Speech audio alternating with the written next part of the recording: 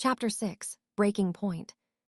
The soft lowing of Cal outside was the only sound that pierced the silence of Mang Elias' hut, Nando's hut now. Hours had passed since Clara and the children had departed, yet Nando remained sitting on the bamboo floor where he had settled after the mourners left. The small kerosene lamp cast dancing shadows against the rough woven walls, its flickering light making his father's possessions seem to move with a ghostly life of their own. The air hung thick with familiar scents, dried fish from the small pantry, the lingering sweetness of coconut oil his father had used for his aching joints, and beneath it all, the earthy smell of the nipa roof dampened by evening moisture. Every breath carried memories that now felt like accusations. The numbness that had protected him during the will reading was beginning to wear thin, like morning mist burned away by harsh sunlight. In its place, something darker was taking root, a cold understanding that settled in his chest like stones in still water. To Ramon, my beloved Carabao Cal. The words from Ka Lando's reading echoed in the empty hut, each syllable a fresh wound. His father's beloved Carabao, the animal Nando had helped raise from a calf, had worked alongside for 8 years, had tended when illness struck, given to the brother who saw Calais as nothing more than a commodity to be sold. Nando's gaze fell on the small table his father had crafted years ago from Ipple wood, its surface worn smooth from decades of use, scarred by the bottom of countless clay cups and plates. How many solitary meals had his father eaten there? How many evenings had he spent sitting at that table, hunched over his mysterious embroidery by lamplight, planning this final betrayal? "Why, father?" Nando whispered to the empty hut, his voice barely audible above the distant chorus of crickets and tree frogs. "Why Ramon?" The silence pressed against him like a physical weight. Throughout his life, Nando had told himself that his father's reserve was simply his nature, that the warmth shown to Ramon was because his elder brother possessed the charm that drew smiles from everyone. He had convinced himself that Mang Elias' love was expressed through their shared work, through quiet nods of approval, through the unspoken understanding between men who labored side by side. But the will had stripped away those comfortable lies, revealing a truth too painful to ignore. His father had always favored Ramon. Even in death, the prodigal son received the greater blessing while the faithful one inherited scraps. Nando's hands began to tremble, first just his fingertips, then his entire hands as the full weight of his abandonment settled over him. He pressed his palms against his thighs, trying to stop the shaking, but it only spread up his arms like fire through dry grass. He rose unsteadily to his feet, his movements jerky with the tension building inside him like steam in a sealed pot. The hut felt smaller than before, suffocating, the bamboo walls seeming to press inward. The familiar creaks of the structure, sounds that had once comforted him, now felt like mockery. "Of all the people who have passed through," he said, his voice growing louder in the empty space, echoing off the low ceiling, "of all the people who have passed through, I was the one who stayed while he was gone." He began to pace the small room, his bare feet making soft sounds on the smooth bamboo flooring. Each step felt heavier than the last, as if the weight of 27 years was finally settling on his shoulders. "I was the one who stayed," he repeated, his voice cracking with emotion, the words tearing from his throat. "I got up before dawn to help you in the fields while he was still sleeping off his drinking. I gave everything, my life, my strength, my family, all for land that isn't even mine." The words poured out of him now, years of dutiful silence crumbling like an earthen dike in flood season. His chest burned with each breath, his heart hammering so hard he could feel it in his temples. He thought of the countless mornings he had risen before the roosters crowed, stumbling through pre-dawn darkness to help his father while Ramon slept off another night of drinking and gambling. The times he had shouldered Ramon's share of work when his brother disappeared for days, leaving only empty promises and the scent of palm wine lingering in the air. And for what? A dilapidated hut with gaps in the woven walls while Ramon received their livelihood. His breathing grew ragged, shallow. The room seemed to spin slightly at the edges of his vision. "Is this because of Mother?" Nando shouted suddenly, spinning to face the corner where his father's sleeping mat still lay spread on the floor, still holding the indentation of his thin frame. "Because she died giving birth to me. Did you blame me for Mother's death?" His voice echoed in the small space, raw with 27 years of suppressed pain. The question hung in the air like smoke from green wood, bitter and choking. His throat felt scraped raw, as if the words had clawed their way out. "Did you blame me all these years?" Something was breaking inside him, all the carefully constructed barriers that had held back his pain, his longing, his desperate need for his father's love. It flooded through him now, a tidal wave of anguish and rage that made his knees buckle. He caught himself against the wall, his palm flat against the rough texture of woven bamboo strips. On the wall hung his father's old bolo knife, the one that had been sharpened and waiting for Ramon, who had never come to claim it. The blade caught the lamplight, winking like an accusing eye. Nando grabbed it, the worn wooden handle fitting his grip perfectly, smooth from decades of his father's touch, warm as if it still held the memory of those weathered hands. The weight of it felt good in his hand, solid, real, substantial in a way that nothing else seemed to be anymore. With a cry that seemed torn from the depths of his soul, he swung the blade at the table leg. The impact jarred his arm, wood splintering under the blow. The lamp wobbled dangerously, casting wild shadows across the walls. The physical release felt like breathing after holding his breath for years, better than the numbness, better than the silence, better than the endless, patient endurance that had earned him nothing. "Tell me why," he screamed at the empty hut, his voice breaking into a rasp. "Tell me what I did wrong." He struck the table again, imagining it was the wall of silence that had always stood between him and his father. The wood cracked further with a satisfying sound, and one leg gave way entirely, sending his father's few possessions sliding to the floor. A clay cup that didn't break, a wooden spoon, a small tin of salve for arthritic joints. Years of suppressed fury found their voice now, pouring out like water from a broken dam. "What did he give you that I didn't give? His laughter, his charm, while I gave my sweat, my time, my life." The words choked off in a sob that surprised him with its violence. When had he become this person? When had the dutiful son transformed into this creature of rage and bitterness? His chest heaved, sweat beading on his forehead despite the evening coolness. But he couldn't stop now. The dam had burst, and years of careful control were washing away in the flood. He raised the bolo again and brought it down on the bamboo floor, feeling savage satisfaction as the blade bit deep into the slats. "You never even saw that I was here," he shouted, striking again. The blade sank deep, and he had to wrench it free. "You never saw that I loved you." 6 strikes, 7, 8. His arm burned with the effort, his breathing came in harsh gasps. On the 9th blow, something changed. The sound was different, not the clean split of bamboo, but a duller, more hollow thud that seemed to echo from below. Nando paused, breathing heavily. Sweat stung his eyes. His heart was beating so fast it felt like a bird trapped in his chest. He struck again at the same spot, and this time the echoing sound was unmistakable. There was empty space beneath the floor. Frowning, he knelt down, his knees hitting the bamboo with jarring force. His hands shook as he examined the damaged section more carefully, running his fingers along the splintered edges. The bamboo he had been attacking was loose now, several slats completely severed. Beneath them, instead of the packed earth foundation he expected, he could see carefully fitted wooden planks, darker wood, harder than bamboo, fitted together with precise joints. His rage began to ebb, replaced by confusion. Why would there be wooden planks here? His father had always been particular about the hut's construction, but this seemed deliberate, hidden. With shaking hands, he pushed aside the splintered bamboo slats. The wooden planks beneath were smooth, polished even, and as he felt along the edges, his fingers found a barely visible notch, so small he almost missed it. He hooked his fingertip into the notch and pulled. The panel lifted easily, as if on hidden hinges, revealing a dark rectangular space beneath the floor.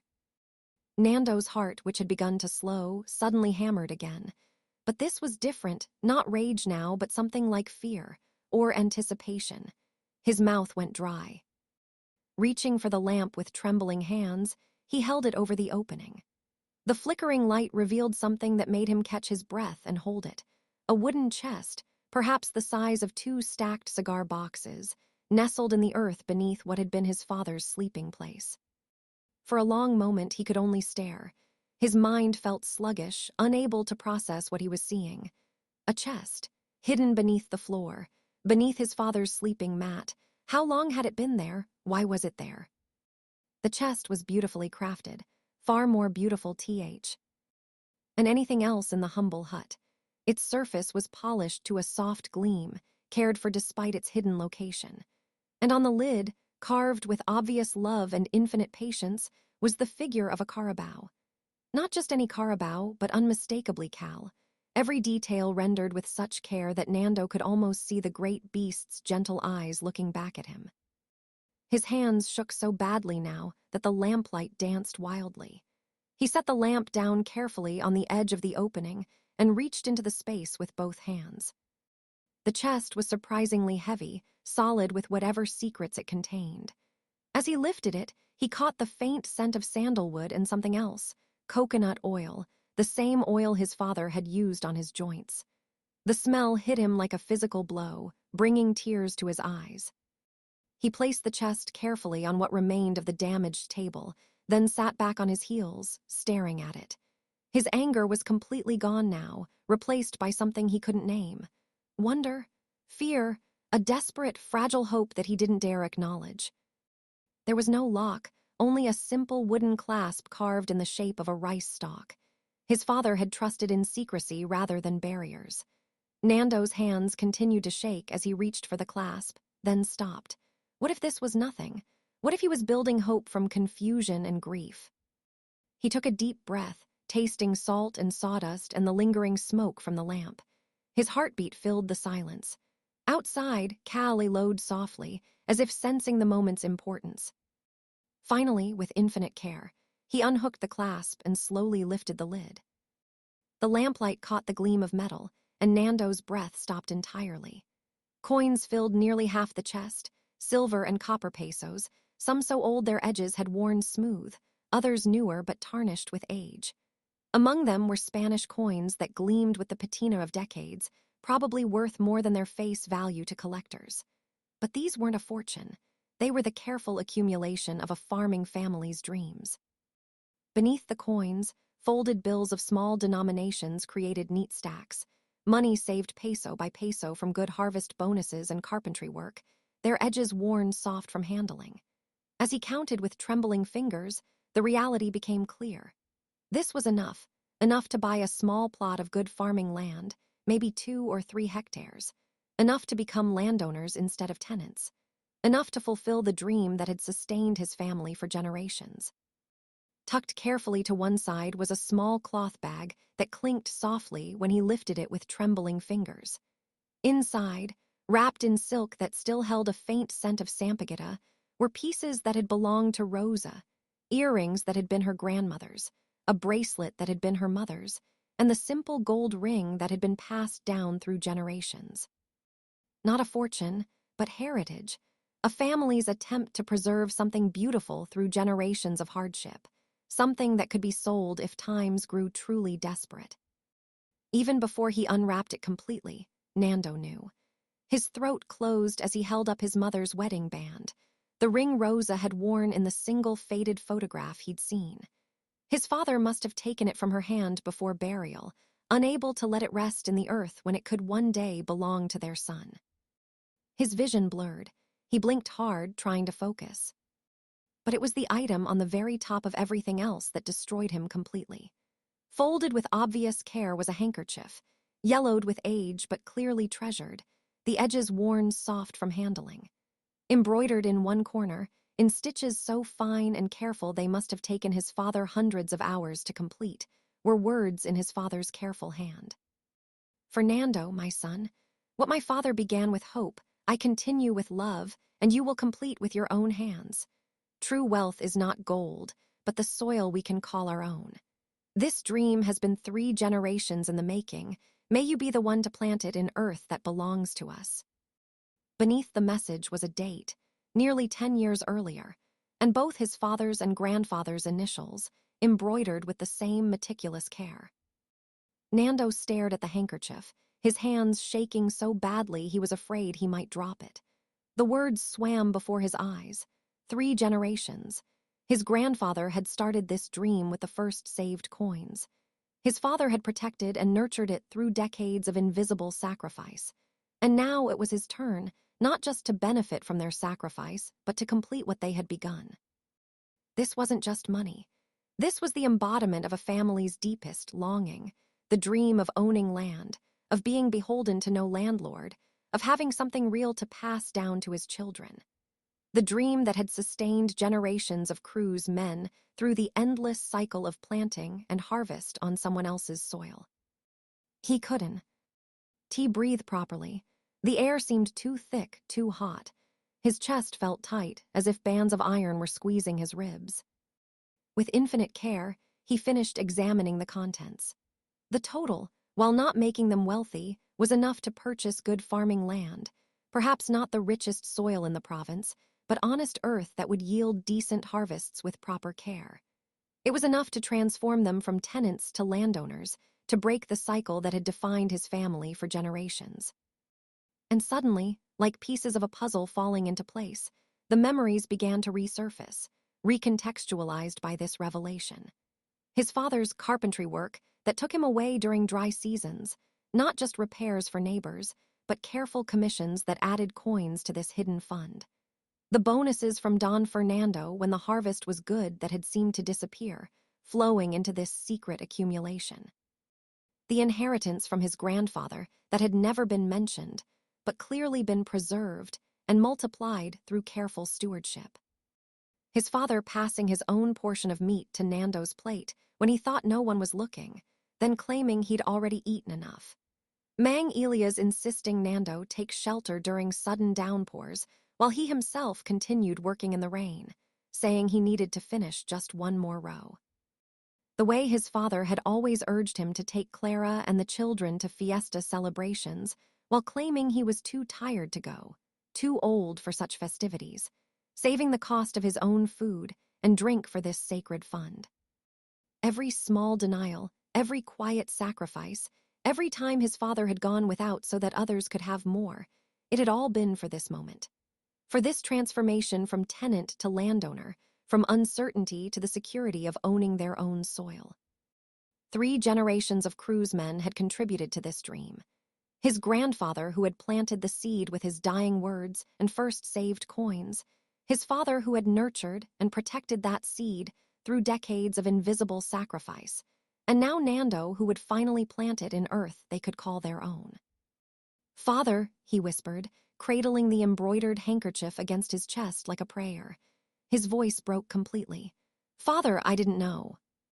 The understanding hit him like a physical blow, doubling him over. His father had loved him, had always loved him. The silence between them hadn't been rejection, it had been protection, the careful guarding of a heart too broken by loss to risk opening fully again. But love had found its way through that silence anyway, expressed not in words, but in this patient accumulation of the family dream for his younger son's future. The hut hadn't been a meager inheritance. It had been the key to finding the true gift. His father had known that Ramon would never keep the hut, would see it as worthless, might even tear it down. But Nando, dutiful Nando, would treasure even this humble dwelling because it was all his father had left him. And in treasuring it, in living in it, he would eventually discover what lay hidden beneath. The Carabao would be sold quickly, its value realized and spent in weeks or months. But this treasure accumulated through 3 generations of sacrifice would provide the foundation for all their tomorrows. And with crystal clarity that cut through him like sunlight through clouds, Nando finally understood his father's plan. Ramon got the immediate reward, the valuable thing that everyone could see and understand. But Nando, faithful, patient Nando, received the greater treasure, hidden and protected, built through years of love expressed as sacrifice across 3 generations.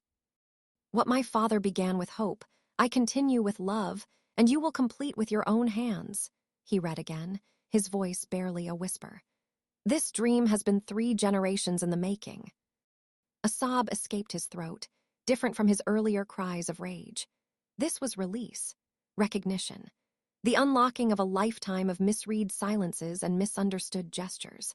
All those years of feeling invisible, unloved, unworthy, and his father had been saving for him all along, loving him the only way he knew how, carrying forward a dream that stretched back to his own father's deathbed. Outside, the night had deepened, and a gentle rain began to fall, the kind of soft shower that blessed the rice paddies without overwhelming them. The sound on the nipa roof was gentle, rhythmic, like a lullaby. But inside the hut, surrounded by the evidence of 3 generations of devotion, Nando felt something fundamental shift within him. The rage was gone, burned away in the light of understanding. The bitterness that had eaten at him for years dissolved like salt in water. In its place was a profound sense of peace, tinged with grief for all the words that had gone unspoken, all the embraces that had never been shared, all the years he had spent doubting his father's love. "Thai, NKU, father," he whispered to the empty hut, his voice thick with tears. "Thank you, grandfather, for the dream, for the sacrifice, for the love you couldn't say in words, for making it possible for our family to finally own the land we work." He carefully returned the treasures to the chest, handling each piece with reverence, keeping only the embroidered handkerchief which he folded and placed close to his heart. Tomorrow, he would share this discovery with Clara and the children. Tomorrow, they would begin looking for land to buy, their own land, where they would plant rice in soil that belonged to no landlord but themselves. But tonight, he needed this moment alone with the revelation, this understanding that love sometimes hides itself in the most unexpected places, waiting patiently to be discovered by those who have the courage to look deeper than the surface. The rain continued its gentle drumming on the nipa roof, washing away the pain of years. And for the first time since his father's death, Nando felt truly at peace, surrounded by the evidence of a love that had been there all along, hidden beneath the floor of the humble hut he had thought was his consolation prize. It had been his inheritance all along, not the building itself, but what it contained. Not the structure, but the secret it protected. Not the meager shelter, but the treasure of 3 generations' silent love, saved coin by coin, sacrifice by sacrifice, through the patient accumulation of years.